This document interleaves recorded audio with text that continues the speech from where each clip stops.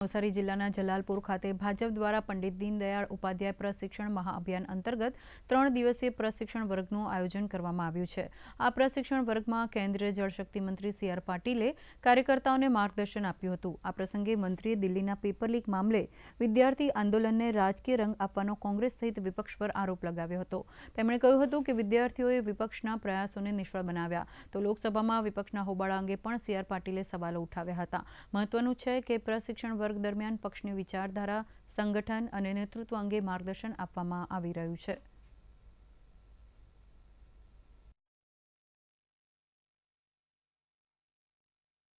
જે વિદ્યાર્થીઓનું આંદોલન ફક્ત પેપર લીક થયેલા કારણે જવાબદાર લોકો સામેનું હતું અને એટલા જ માટે માનનીય પ્રધાનમંત્રી મોદી સાહેબે જ્યારે પોતે વિડીયો મૂક્યો ત્યારે એક ઇતિહાસ સર્જાયો, લોકોનું સમર્થન મળ્યું અને એમાં પણ આખો એક રેકોર્ડ બન્યો અને એ સમર્થન જે મળ્યું એ આજ દિન સુધી આખા વિશ્વની અંદર કોઈ રાજકીય નેતાને નથી મળ્યું એવું સમર્થન એમાંથી મળ્યું।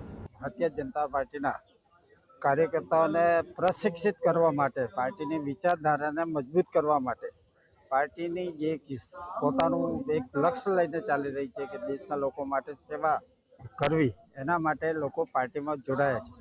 એને લઈને આજે નવસારી જિલ્લા ભારતીય જનતા પાર્ટીનો જિલ્લાનું એક પ્રશિક્ષિત અત્યારે ખુલ્લું મૂકવામાં આવ્યું છે।